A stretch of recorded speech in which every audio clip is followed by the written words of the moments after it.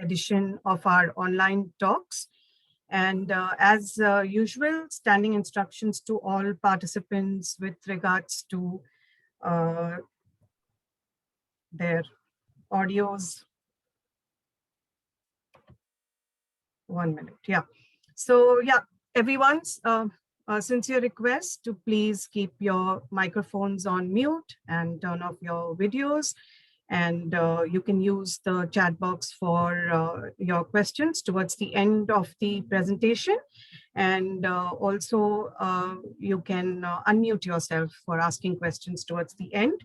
And in case you get logged out, then you can use the same link to log in again. So I can see a lot of newcomers today who have joined our talk. So just a little bit about our society. So Maritime Mumbai Museum Society was set up mainly to establish a maritime museum for Mumbai city, showcasing Mumbai's glorious maritime past. So, however, due to the present situation that's been ongoing since the last year, on the museum, the actual museum front, the work is in progress, but probably a little in slow motion. But we thought in order to raise awareness about this maritime history of Mumbai, we've kind of embarked on this education outreach program via online talks and walks as well. Unfortunately, even though we had a couple of successful walks with collaborators, we've had to stop the walks, but the online talks, of course, can continue. So our membership drive is still open. If people who are interested in anything related to maritime aspects, then you can log into our website at www.mms.in to check out about becoming a member of our society, and about all our activities. You can look up on our social media on Facebook, Instagram, Twitter at Maritime MMS. That's the handle, at Maritime MMS. Also, request in amongst the participants, if there is anyone who has any kind of expertise on anything related to maritime, you are free to write into us at maritimemumbai.museum@gmail.com in case you want to collaborate with us, or if you would like to do a talk for us. It would be wonderful, because we, of course, collaboration is the way forward, and we would love to collaborate. So yeah, like-minded people are most welcome to join our society.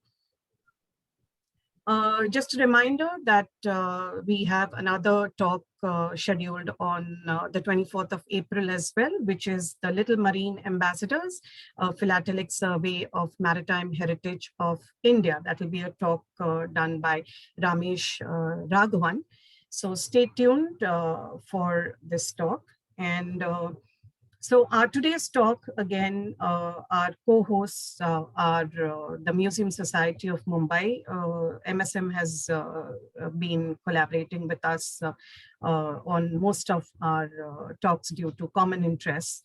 So just a little bit about MSM, that is a 56-year-old Museum Society of Mumbai, is an NGO, and it has been successfully carrying out activities related to Indian art and culture in conjunction with the CSMVS, that is the Chhatrapati Shivaji Maharaj Vastu Sangrahalaya. The society organizes insightful lectures, interactive programs, and workshops by renowned scholars and professionals in their respective fields from India and abroad.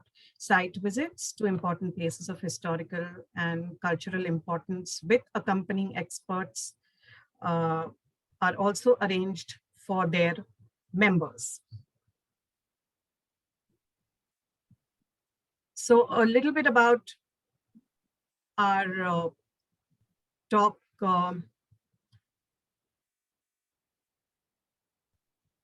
this evening. It's the Maratha Armar, the naval arm of Maratha polity and its various incarnations. It's a talk by Pratish Khedekar, our guest speaker for the evening. A little bit about the talk. Armar was the naval arm of the Maratha Empire. It comes from Portuguese word armada, which means an armed fleet. Krishnaji Anand Thire Parkhi, a contemporary courtier and the first biographer of Shivaji, calls it army at sea, while Ramchandra Amatya, another contemporary statesman, calls it an independent arm of the state. But what was the Maratha Navy or Armad? Contrary to popular notion, for most of its existence, the Maratha Navy was never a single monolithic entity. It consisted of various independent fleets, which reported to different authorities with different zones of operations, and in some instances, even fought against one another. Today's presentation by our guest speaker, Pratish Khedekar, intends to introduce these various navies which existed throughout the existence of the Maratha Empire and beyond. A little bit about our speaker this evening. Pratish Khedekar is a computer engineer working as IT professional, but is also an amateur researcher of Maratha Navy and Maratha flags. He is well acquainted with Modi script as well of both Shivashahi and Peshwai era. He has previously presented and written articles on topics such as Sarkhel Tulaji Angre, Maratha Armar, and the sea forts, and is also currently working on articles Journey of the Term Sarkhel, Pindari Flags, and Maratha Admirals. He has also co-edited a memorial volume which has won Nyayamurthy Mahade Govind Ranade Award for the Maharashtra Granthotejak Sanstha, Pune. And links to all above writings and presentations are also found on his academia account. So over to you, Pratish. I'm just going to stop sharing my screen. Good evening, ma'am, and thank you for your kind words. Uh, Good evening to all everyone who are listening right now. Uh, uh, should I begin the presentation? Yes, yes, please go ahead.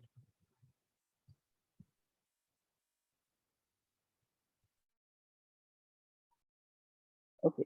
Good evening, everyone. Uh, I'm Pratish Kadekar, and ma'am has already given you a brief information about me and what I do. So, Maratha Navy is a lifelong passion of mine, and I have spent, I think, more than 13 years studying about the Maratha Navy. Um, what I'm presenting today is essentially the different types of navies, the different political navies which existed throughout the existence of the Maratha Empire as we know it, and even beyond some of it. Uh, so, let me begin by explaining the terminology. Armar is not a Marathi word. It comes from the Portuguese word armada. Armad essentially means uh, armed, as in a boat which is armed with equipments and weapons, and which can be used for military purposes. So that is Pratish, what an armada. uh, can you speak a little louder? I think people are not able to hear. Sorry, just a little Oh, louder. sorry. Uh, is this pitch okay? Yeah, better, better. Okay, so armar essentially comes from the Portuguese term armada, and armad, the Portuguese etymology for it actually means armed, as in armed with a weapon. So any ship which is armed with weapons or equipments which can be used to wage war against the enemy is an armada. So the Marathi term armar comes from the Portuguese word armada.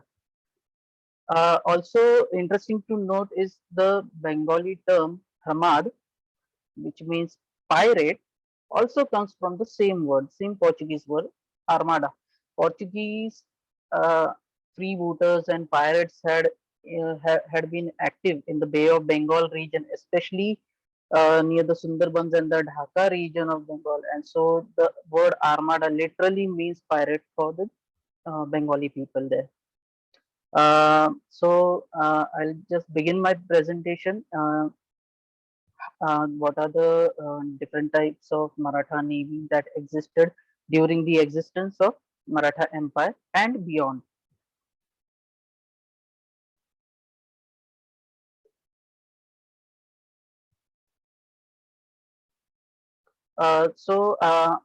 Although I'll be mainly focusing on the different navies, a little political background is important for you to appreciate.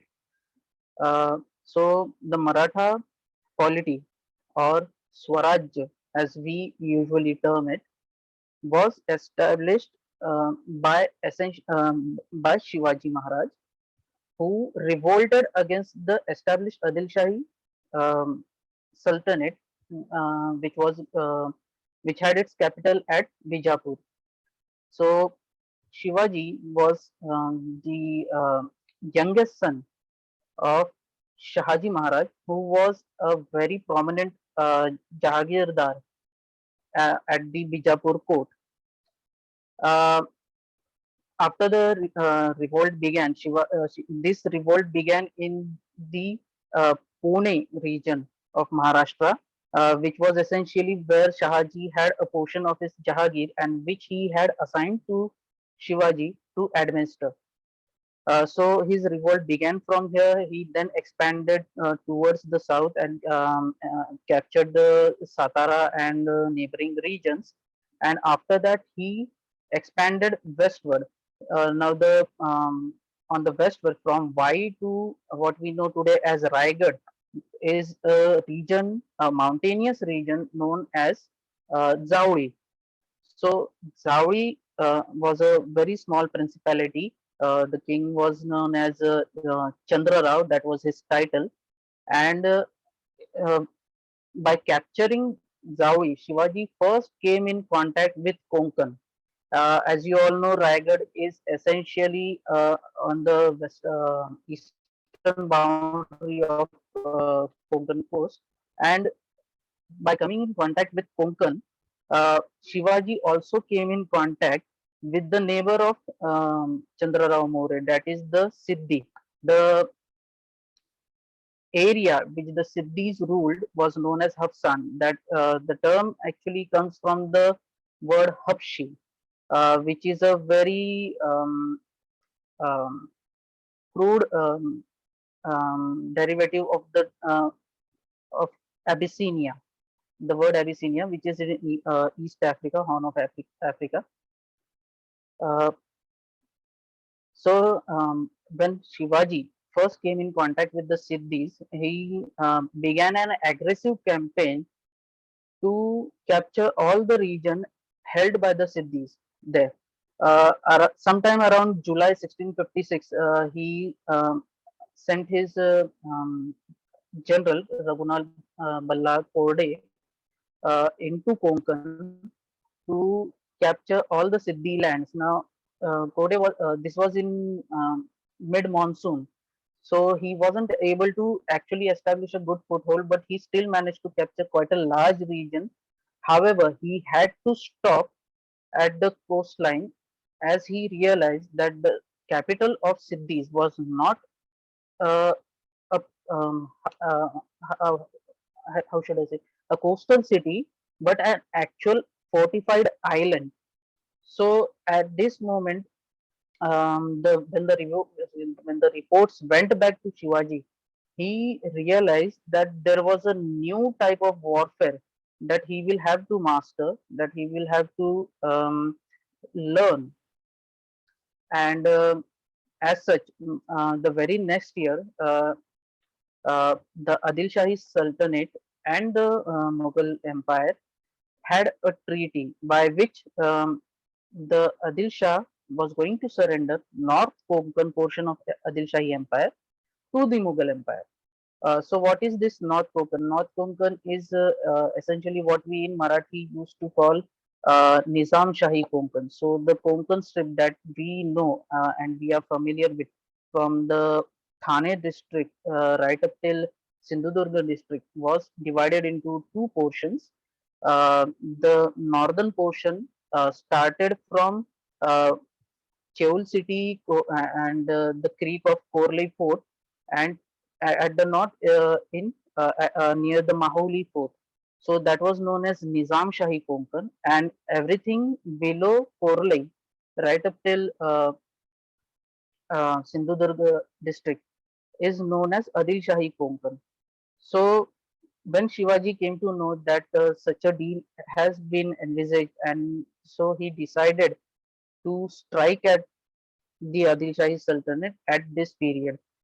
So in October, he began his North Konkan campaign. He himself crossed the Ghats and captured Cheul and then moved towards north, while another army of his, um, led by Dadoji Krishna Lohkare, he also entered the Ghats from the north and captured Kalyan, Bhiwandi, uh, these twin cities on the Ullas Creek, also known as Basin Creek or Kalyan Creek.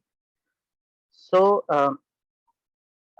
after capturing Chil, Shivaji moved northwards, and by the time that the northern army had consolidated their captures at Kalyan and Bhiwandi, Shivaji reached Kalyan, and he realized that this could be a good opportunity to establish a navy and use that navy to put a check on Siddhi of Janjira. So he gave orders to that effect, and um, uh, the first naval fort in Maratha history, that is the fort of Durgadi. Actually, it is not exactly a large fort per se, um, almost barely 1 or 2 acre in area. But using that fort as a base, Shivaji started building his um, Galbats uh, at the Kalyan and Bhimandi creeks.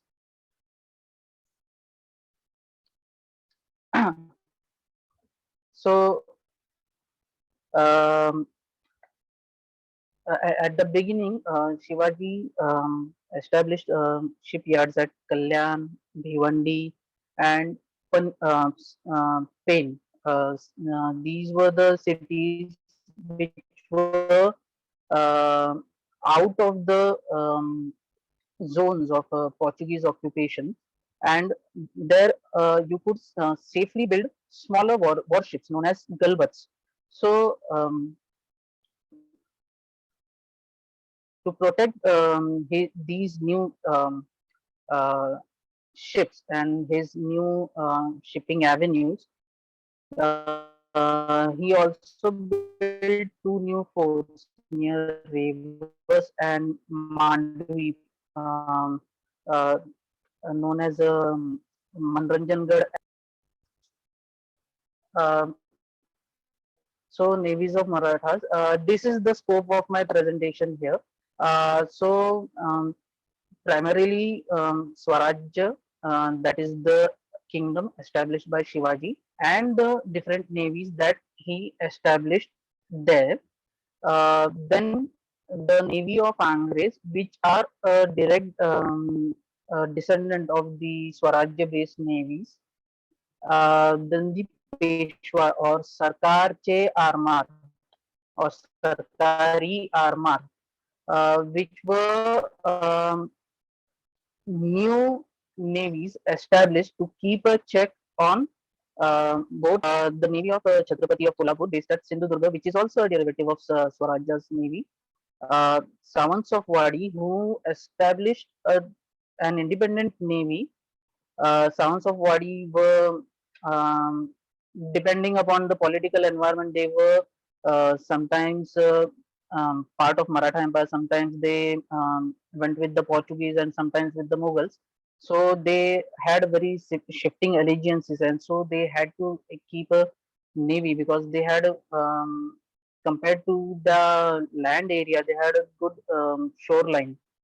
And lastly were the Gaikwads of Baroda, who were the very late to the entire naval enterprise, but caught up very quickly. And not only were they very late to enter the naval enterprise, they were also very late to leave it also. Um, so I'll talk about the organization under Shivaji because very few people really grasp what are the changes that happened. So under Shivaji, Navy was a completely new enterprise, and there was absolutely no reference point for them to base the naval project. So essentially, what happened is as they used to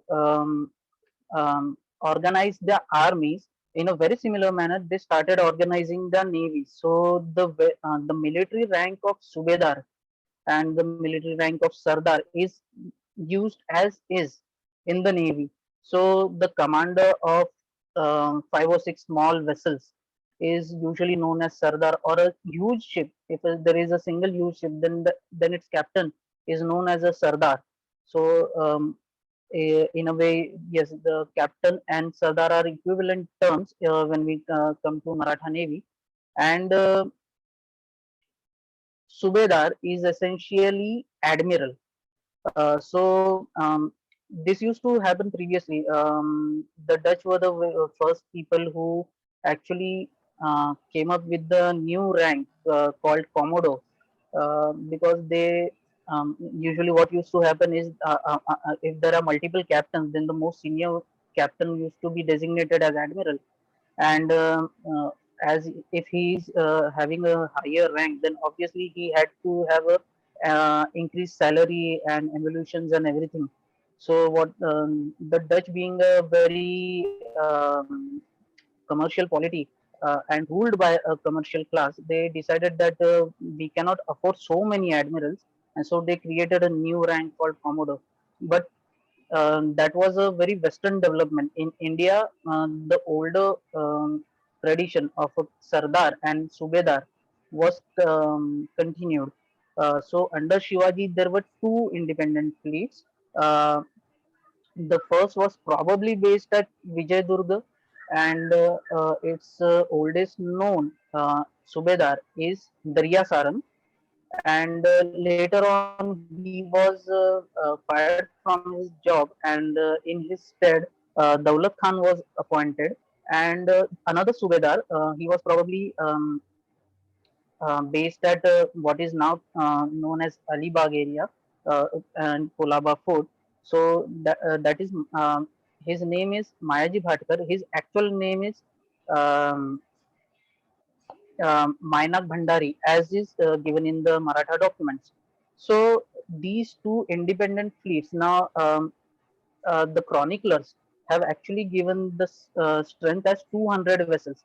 But it is important to know that these 200 vessels was the entire strength of the fleet. That is, it also included the battleships, it also included the warships, and it also included the support ships like transport ships and messenger ships.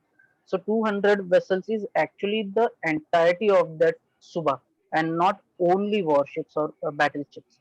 Uh, Other than that, um, small fleets like we can say as guard fleets were maintained at all the naval forts. So, for example, Padma Durga Shivaji had built to keep a watch against the island port of Janjira, Siddhi's Janjira, and Padma Durga being so far out of contact of the Maratha mainland, because the regioning areas, all the neighboring area were all belong to the Siddhis. So it was so it had to have a guard fleet to maintain communication with the other Maratha naval forts. So uh, besides the actual fleets which were maintained under two independent subedars, a guard fleet was also maintained at the respective naval forts. So naval forts, one of the most defining feature of Shivaji's life is his building of new forts, and almost every Maharashtrian will acknowledge the fact that they have some kind of emotional link to many of the forts. Uh, Regarding naval forts, Shivaji took personal interest in building a naval fort which was keeping up with its local and regional geography. So, for example, Sindhudurg Fort, which is essentially an island fort, uh, is built among shoals, so that if an enemy warship with a um, decent draft, or what we call as waterline, approaches Sindhudurga in a straight line without knowing where the shoals are, it will um, it will crash into the shoals and might even sink into the waters. While Vijayadurg is actually based upon a peninsula, it is not an island per se, but there used to be a canal which was dug up on its eastern entrance, and which practically made it an island. So that's why in Maratha documents it is always known as Janjire Vijay Durga. Similarly, Suvarna Durga, while Suvarna Durga, the waters around the Suvarna Durga are quite deep enough, the enemy vessels can easily approach it. But to negate their presence, three forts were built in a chain on the shoreline, known as Goa, Fateh Durga, and Kanak Durga.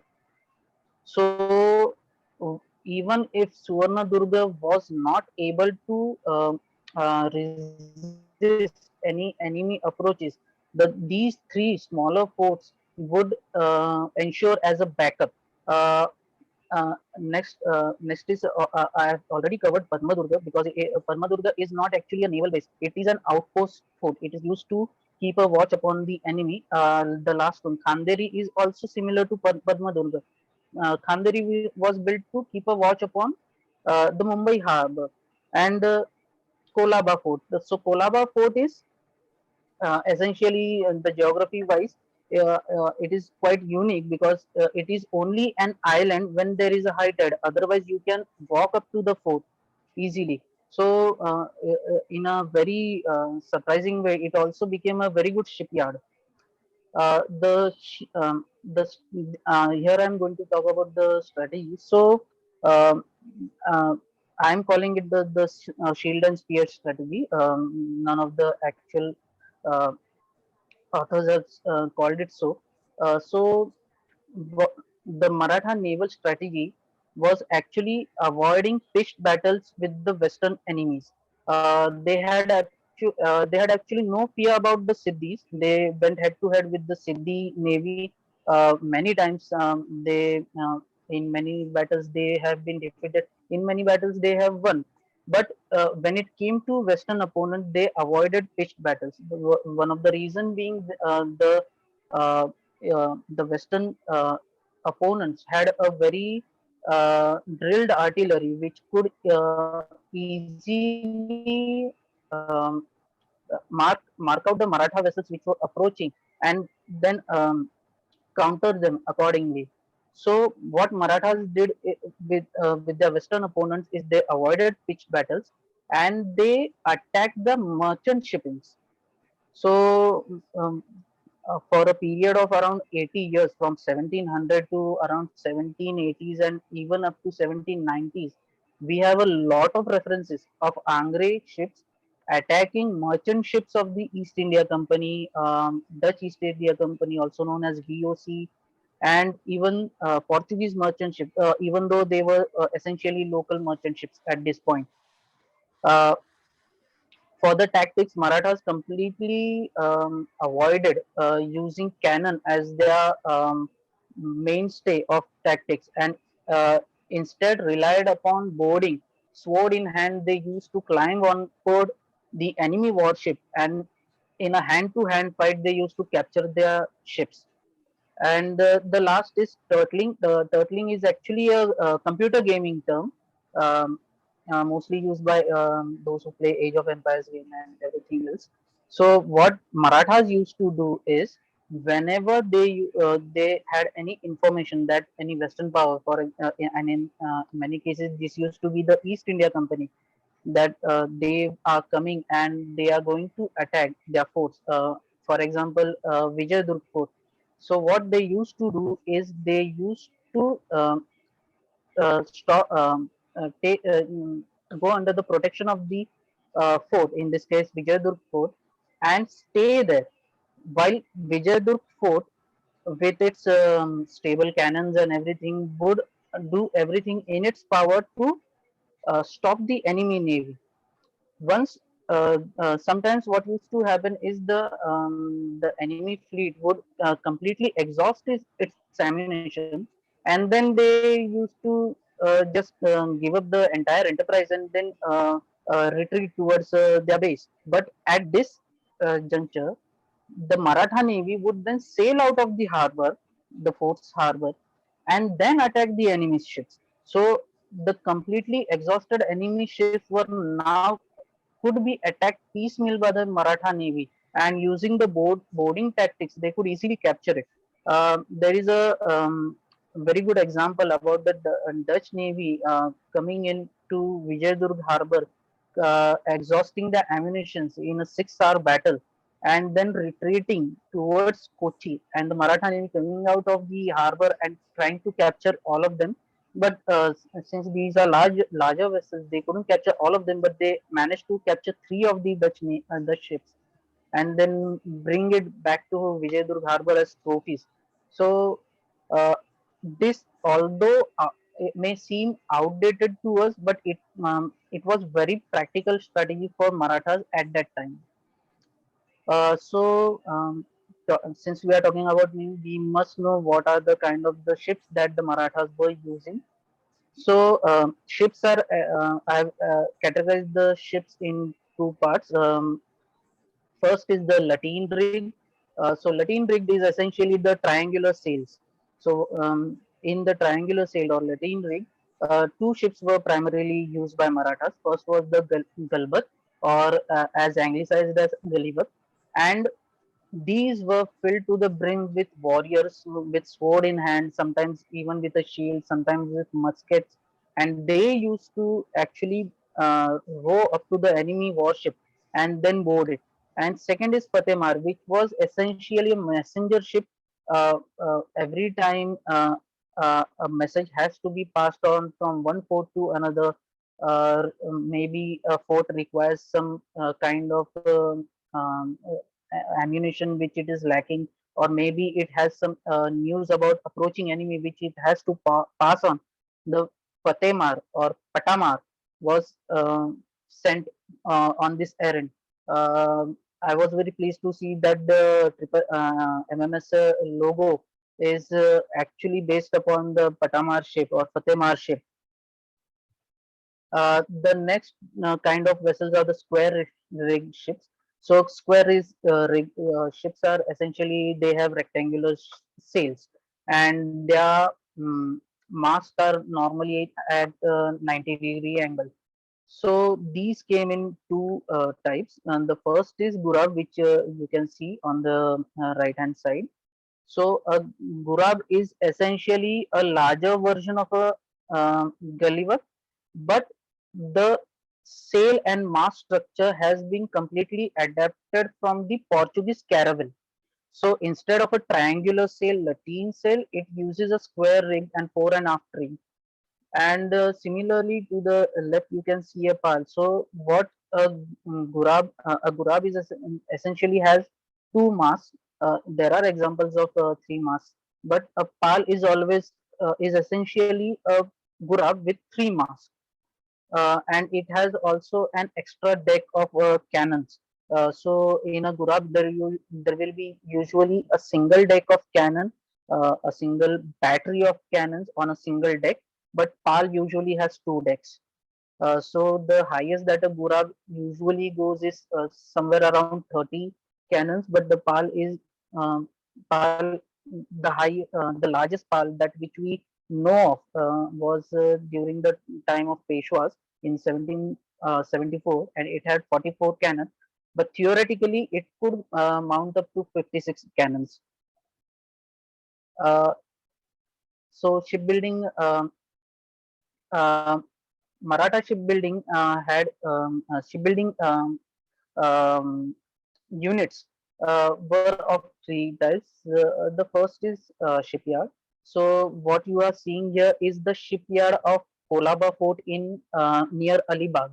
So the fort, actually the fort is very different from what is being depicted on screen. Maybe the fort was renovated later on, but earlier the fort had an open courtyard where a ship could be built. So that is essentially a shipyard, and a ship was built from keel to mast, everything, and then it would be towed into the waters.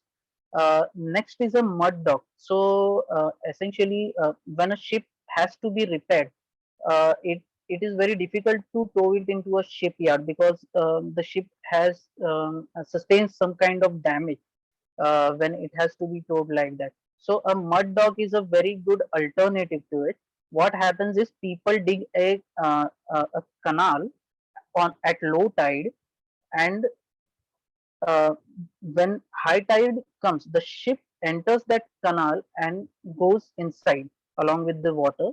And once the tide recedes and the water and completely recedes, that canal is choked up with baskets full of sand. Uh, and this is essentially the mud docks. So what happens is even after even if later high tide comes, the ship will remain dry, and then the repairing work can go on. Similarly, later on, during the times of Angres and Peshwas, dry docks were made. So these are actually semi-dry docks because they don't have a permanent gate which will open and close, and which may have a mechanical mechanism to open and close that. This is essentially a mud dock, but on a permanent basis, that is dug up into a rock or something.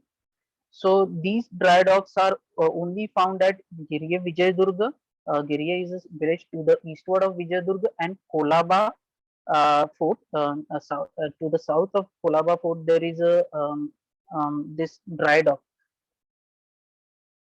So these are those dry docks.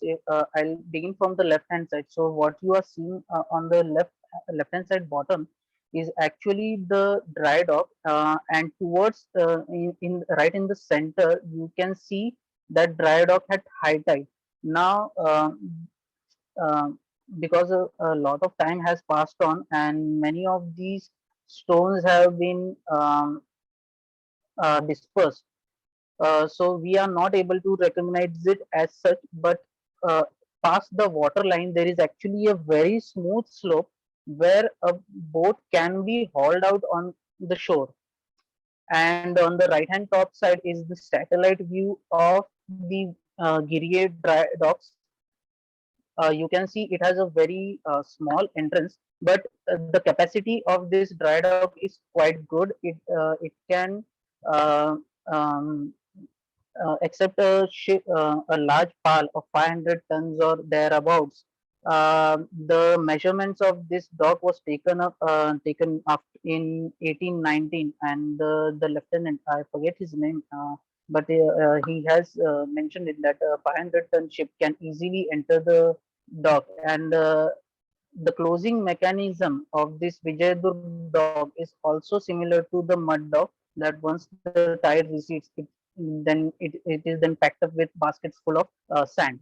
So armaments, as I've already told you that Marathas preferred hand-to-hand combat with swords, but other than that, they also had armaments which were in keeping up with time. Some of them were outdated, some of them were not. Matchlock muskets are essentially handheld long guns, but instead of the flintlock firing mechanism, there is a piece of thread which is dipped in uh, gun, uh, gunpowder, a solution of gunpowder, and which makes it very inflammable, and it is just hooked.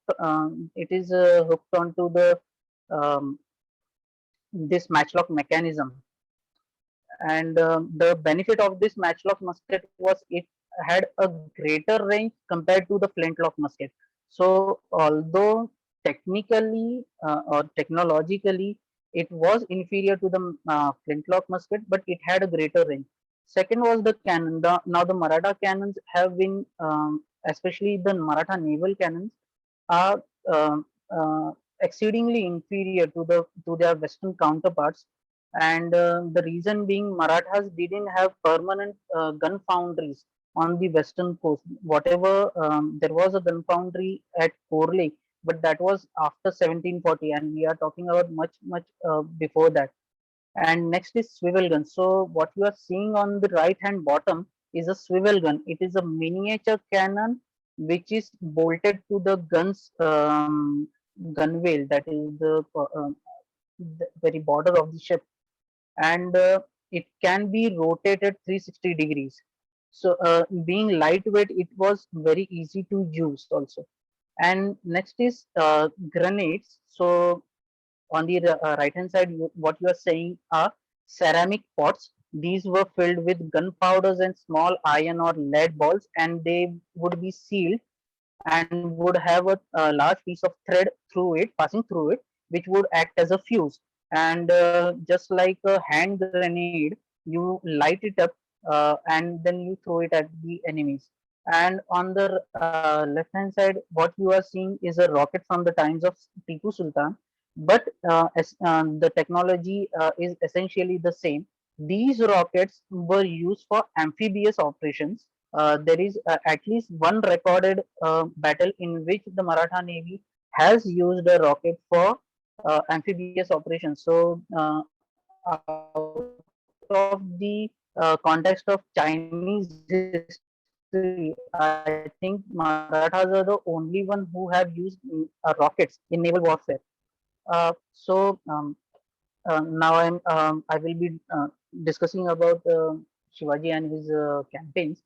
So um, um, during Shivaji's campaign, he tried his uttermost best to capture Janjira from 1656, when he didn't have a navy, right up till 1676, when he was very much preoccupied by a larger enemy, Mughals. Next is in 1665, Shivaji himself led a naval expedition to Karnataka, northern Karnataka, and the city of Basrur was sacked. This was the only naval campaign undertaken by Shivaji. After that, um, the navy was actually given a mandate to capture Karwar and Ankola, which was actually part of a fiefdom which belonged to Adil Shah of Bijapur, and they successfully captured these regions. And the last was the Khanderi campaign. So Khanderi fort was built to keep a check between the communication of Siddhis of Janjira and the East India Company based at Mumbai. And the entire Khanderi campaign, the East India Company's warships and Siddhi warships kept up a continuous attack, and even then the fort was completely built. So these are the primary campaigns of Shivaji. This is a around 1775. This is a sketch of Janjira from that period. uh, this is a map of that region. So here you can appreciate, on the in the left hand bottom quarter, you can see the island of Janjira uh, right here, and at the very bottom of the blue colored stamp, you can see the island of Kasa, where Shivaji built Padma Durga. So you can see the entire region was actually occupied by Siddhi, and still Shivaji had the guts to actually go ahead and build a forward naval base there. And this is the island of Padma Durga. This was drawn much later, somewhere around 1790s or something. So after Shivaji's death, the navy had increased to such a level that it had to be divided into better manageable groups. So Sambhaji, Shivaji's successor, decides that it has to be divided in a manageable way. So what he does is takes five gurabs, that is the battleships, and 15 galbats, which is the rowing warships, and formed them up into a single suba. And all the and he decides to have five subas instead of two subas during the time of Shivaji, and assigns a Sar Subedar, so that instead of the Chhatrapati trying to micromanage each and every Subedar, he will only have to give an order to Sir Subedar, and then he will handle the micromanagement of the game. Under Chhatrapati Rajaram under Chhatrapati Sambhaji and Rajaram, uh, there was a gradual change from Sir Subedar to Sarkhel. So Sir Subedar essentially means Grand Admiral, and Sarkhel is actually a dignity. Uh, Sarkhel is actually a dignity which was assigned to the Angre family. Angre, around 1707, Marathas actually had a civil war, and the Angre, who was the naval head of the establishment, decides to go the with one side of the Maratha kingdom, and he starts fighting with Sambhaji's son Shahu. Later on, Sambhaji's Prime Minister Balaji Vishwanath asked Kanhoji to get back to Shahu, and they make a deal whereby the navy from right from Alibag to Vijaydur is given to Angre as a fiefdom, and in return, Angre will acknowledge Shahu as Chhatrapati. Later on, there was a civil war inside the Angre fiefdom. So the Angbaji, Kanhoji's second son, was given the title of Sarkhel, and Shahu, to appease Manaji Angre, who was the younger son, gave him a new title of Wazaratmag and decides to give him the fiefdom of Kolaba. So Angre's fleet, the combined Angre fleet before the division was quite large. There were 15 Gurabs and 45 Galbats. And what you are seeing here is essentially the oldest known Western drawing about the Angre Navy. Sambhaji Angre's successor, Tulaji Angre, did not have a very good relationship with the Peshwas, which resulted in the Battle of Vijay. This is a painting of Battle of Vijaydurg, wherein they managed to burn the entire Angre navy based at Vijaydurg and capture the Vijaydurg fort. These three paintings are by Dominic Seris, and this one, the black and white one, is the oldest known depiction of the Peshwa's navy, which you can see on the right hand corner. So now we come to Peshwa's navy. So as we know, the Angre were given an independent fiefdom. Now the Peshwa previously by the authority of Chhatrapati used to command the Angres to do his bidding. But after getting an independent fiefdom, they would barely listen to him. So the Peshwas decided that they now actually had to have an independent fleet with them. So they established a fleet at Vasai. Originally, it was established to the northward at Arnala Fort, and then it was shifted to Vasai. And this establishment existed from 1737 to 1817. Uh, this establishment was actually also involved in the capture of the Vijaydurg fort in 1756. And there itself, the Peshwa decided that a new navy will have to be established at Vijaydurg also to fill out the vacuum which was left out by the Tulaji navy. So he establishes a new navy, and what he does is he gives the command of that fleet to Tulaji Angre's second in command, who was Rudraji Dhulap. This is Battle of Ratnagiri 1783, painted by Sir Thomas Buttersworth, and this is the oldest known depiction of the Vijaydurg navy of Peshwas. This is another painting of 1770. It is actually it actually depicts the Maratha Navy attacking the French fleet. However, I'm not sure if this belongs to the Vijayadurga or Vasai fleet. The next is Kolhapur fleet. As we know that Sindhudurg was built by Shivaji Maharaj, and then independent Subha was established there. This was later inherited by the kingdom of Kolhapur, and it continued to exist under them, and it was disbanded in 1812 after a treaty with the East India Company. For a brief moment in time, in 1765, it was actually captured by the East India Company. But after the Queen of Kolhapur paid them some 7 lakh rupees, it they gave the fort back to Kolhapur. And what you are seeing on the right hand side is the island known as previously known as Pigeon Island. I have marked it here on the map. So that is the furthest known extent of the Kolhapur fleet's uh, uh, reach. And Sawantwadi fleet. So Sawantwadi established a navy to counter the Marathas essentially, because at this time in 1700 it was actually a fiefdom of the Mughal Empire. But later on, they became very independent of both the Satara Chhatrapatis as well as Kolhapur Chhatrapatis.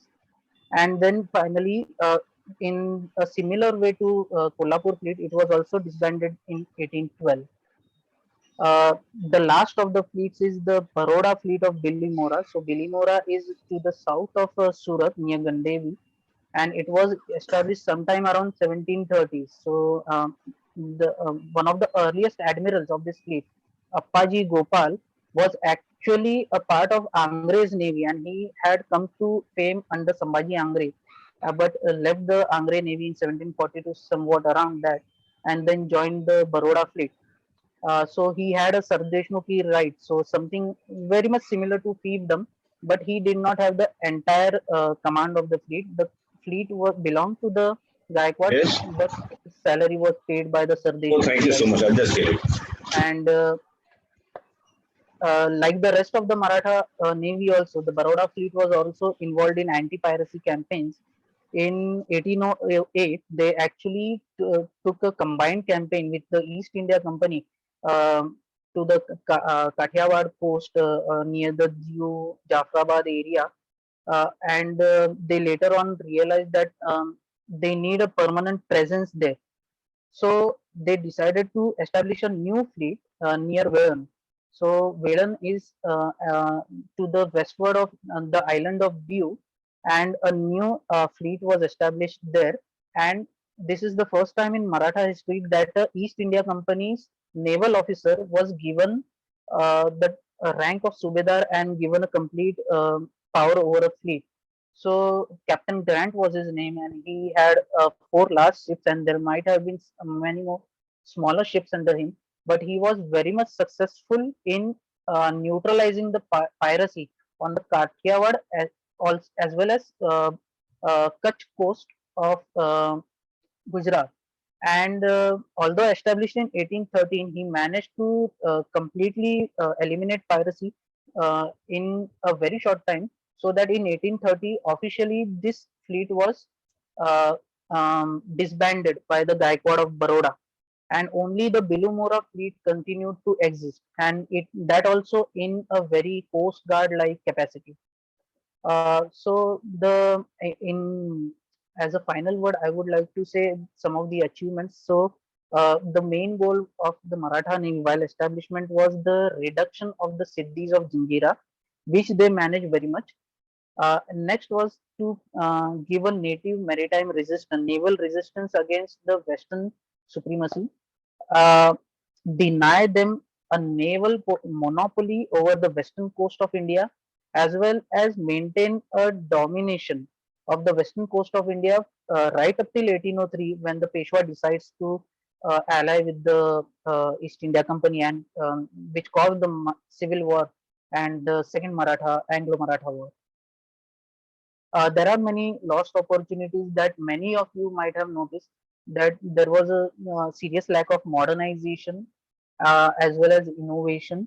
Although Marathas frequently captured Western ships, they did not try to mimic that in their shipbuilding ventures. And there were many innovations which they knew about, but they failed to um, uh, include it in their navies. For example, there was something known as a hand pump, which was essentially a wooden pump to bail out water from ships, but these were lacking in Maratha ships. Uh, Next is expansion. So, other than Savantwadi, which was not officially a part of Maratha Empire but did have a navy, there was one more Maratha polity which had a coastline but was not part of Maratha Empire, and that was the Marathas of Tanjore, which actually descends from the youngest son of Shahji by his second wife, Venkoji.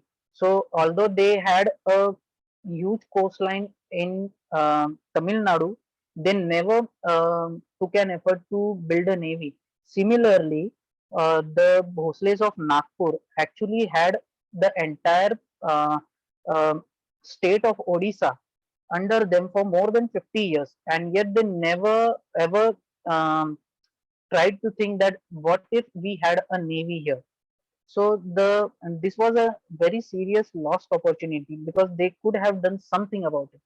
And lastly, it is political backing. Many times, Marathas actually won naval battles against their Western counterparts, but they didn't have proper political backing from the Pune Darbar or Kolhapur Darbar or any.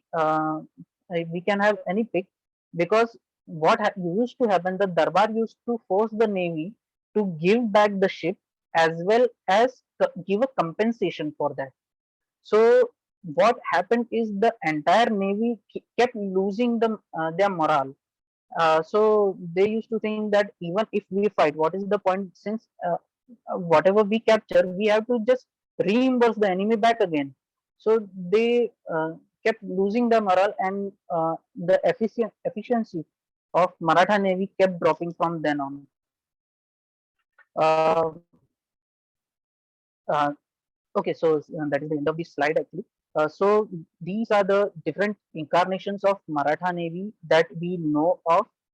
Uh, the Maratha Navy was a very unique enterprise in the history of not only Maratha Empire but also in Indian history, because even though decentralized, they had some kind of a final goal in their mind, which they were uh, able to achieve consistently.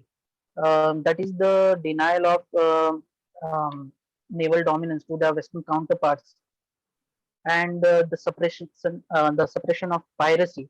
So what we can learn is that the history of India is as well as history of Maratha is not as simplistic as we see, and even such a small thing as the Maratha Navy has so many um, uh,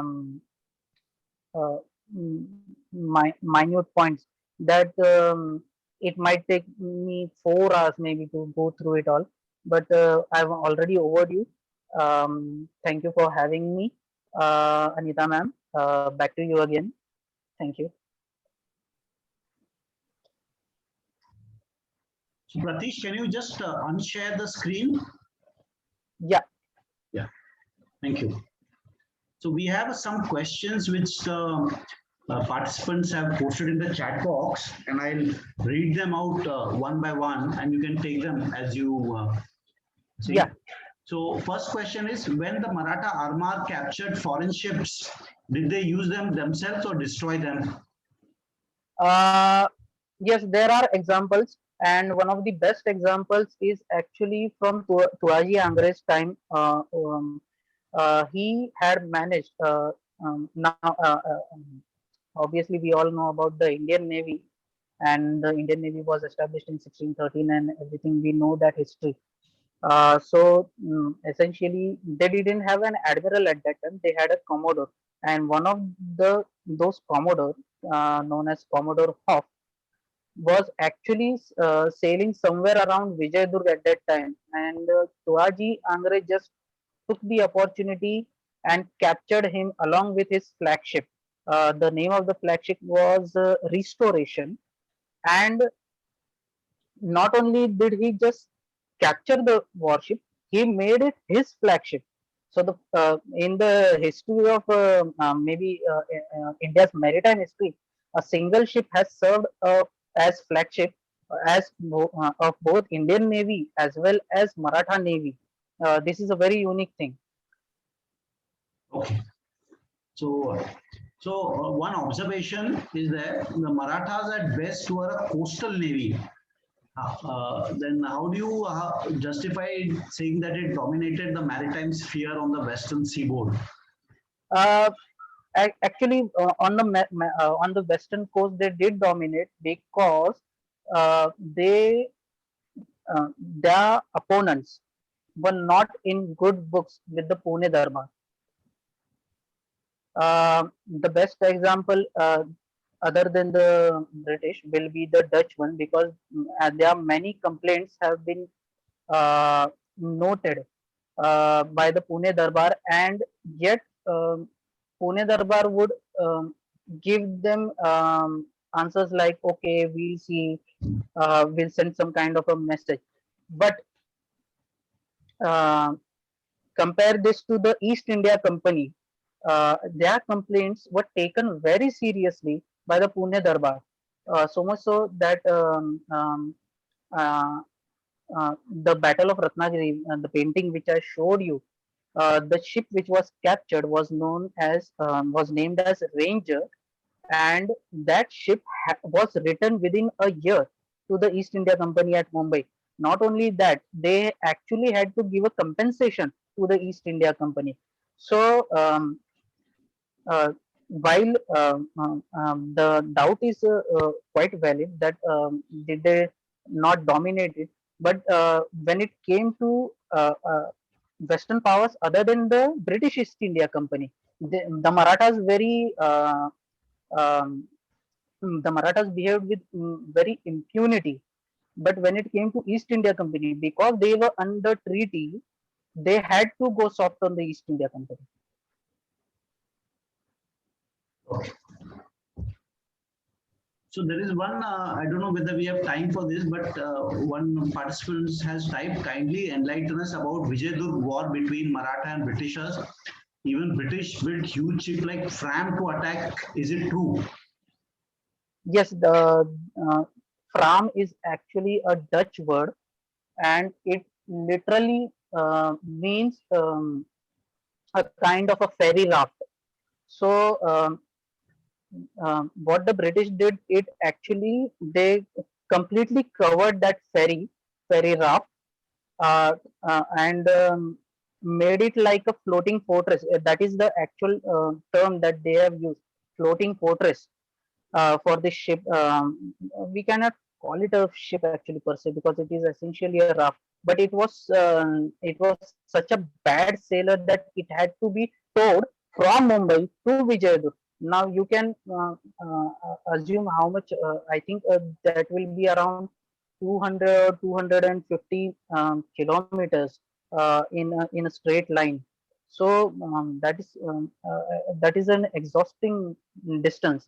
But what happened is that because it was such a bad seller, and they just maybe the shipbuilder was not um, aware of how it will be used or something, because the carpentry of it was completely wrong. The portholes were actually not cut in proper sizes or at completely awkward angles, and the cannons did not have enough recoil space inside of this rack. So instead of actually once the cannon actually recoiled, it used to bang at the opposite wall of the raft, which actually caused it more damage than any of the cannon that was given from Vijayadurg Fort. So Maratha cannons actually caused it negligible damage. Actual damage was from its own firing, and what happened is that they finally had to capsize it themselves. Okay, one other question is, was the Maratha Navy also operating out of the Andaman Islands? No, um, many people have actually asked it, and some have actually tried to update this statement on the Wikipedia page also. But no, there is no evidence for that. Okay. So another question is, you have explained how the scenario was not simplistic as people imagine. What, in your opinion, was the speed that the sailing ships achieved compared to the Western ships? What was the level of seamanship in handling the ships to be able to board the ships of the enemy? Okay, so the first part, uh, regarding the speed in knots, only one contemporary mention is there, that is about the Gullivers, and that is not about their sailing speed. Actually, that is about their rowing speed. So he says that a fully manned Gulliver could actually row for 4 knots. That is the speed that he has mentioned. A contemporary writer from that time only. Other than this, you were asking about the boarding tactics, right? Yes. Uh, can you please repeat that, because it just So went out what of is my the level of seamanship in handling the ships? So the ships would have to be maneuvered very close to the foreign ships and then boarding them. Okay, so as I said, that Marathas usually did have outposts which actually warned them about approaching enemy, or sometimes passing merchant ships. Other than that, they also had a spy network which actually informed them that at around so and so date, you should be on the lookout. So because such and such richly laden merchant ship will be passing through so and so waters. Uh, so what Marathas used to do, and this is documented in the Ramchandra Pant Amartya's Ajna Patra. What he writes in his sentence is Ganim Damani Ghalon. So many people have actually misinterpreted is that uh, Ganim Damani Ghalon means dam, as in breath. So make the enemy tired. What it actually means is when the daman is actually one of the uh, rigging ropes which which holds the sail. So damani ghalun means these ropes were actually cut off by the chain shots from cannons. So once these ropes were cut off, the sails uh, would just flap on like a flag, and they would not power the ships to go ahead. So what happened at after a few minutes, the ship would go on a standstill. It would lose all its momentum, and at this point, the enemy ship or the enemy merchant ship would essentially become a ship in a barrel, and then the Maratha ships would approach it and then try to board it.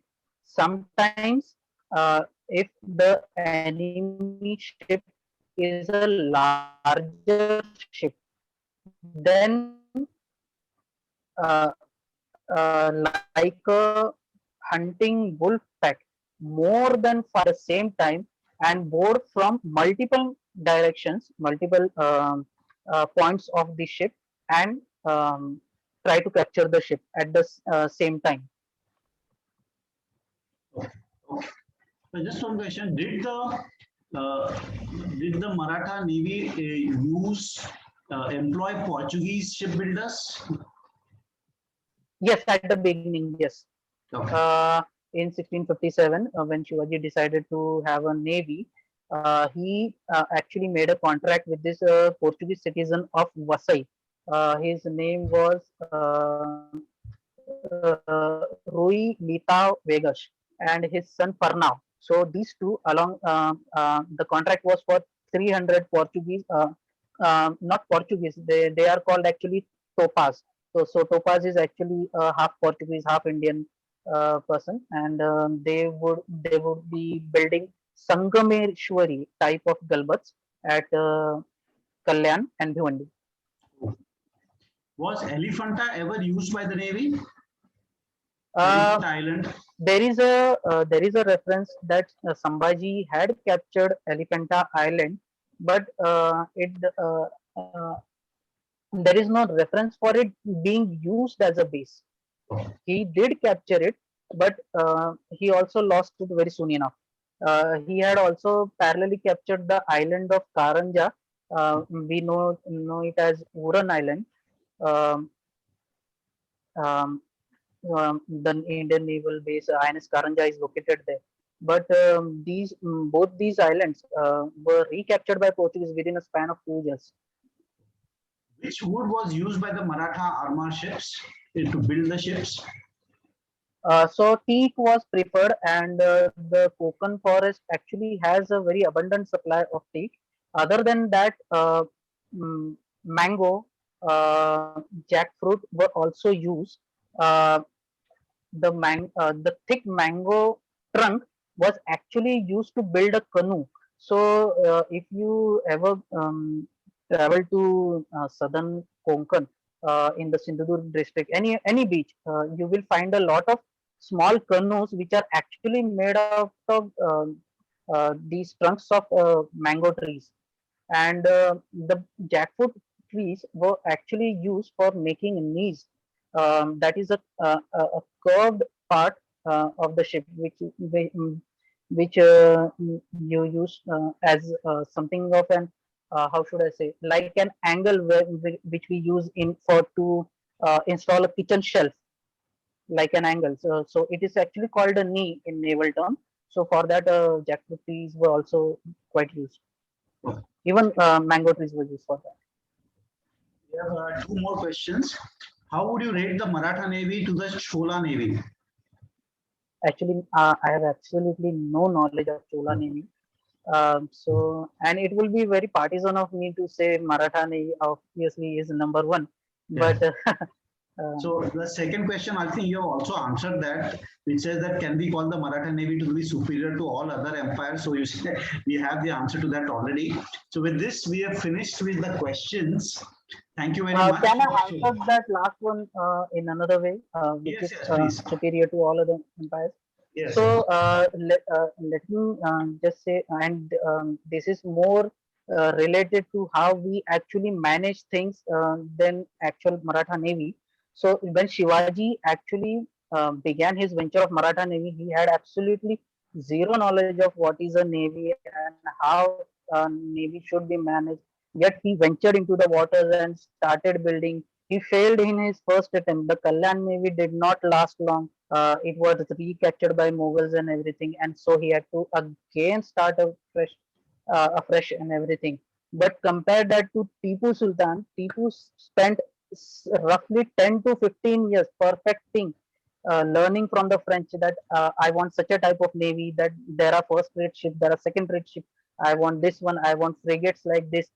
And he actually made a draft constitution of that navy. How many sardars will be there, how many drum beaters will be there, and how many sailors will be there, what will be the rank, what will be the pay, everything. And by the time the time came to actually launch the navy, he had already been defeated and long dead.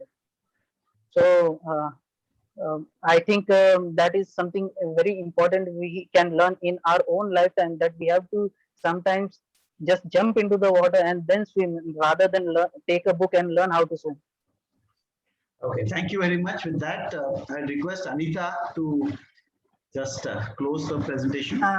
Yeah, thank you, Pratish, for a wonderful presentation and insight into the aspects of Maratha Navy, which we generally don't get to read or learn about.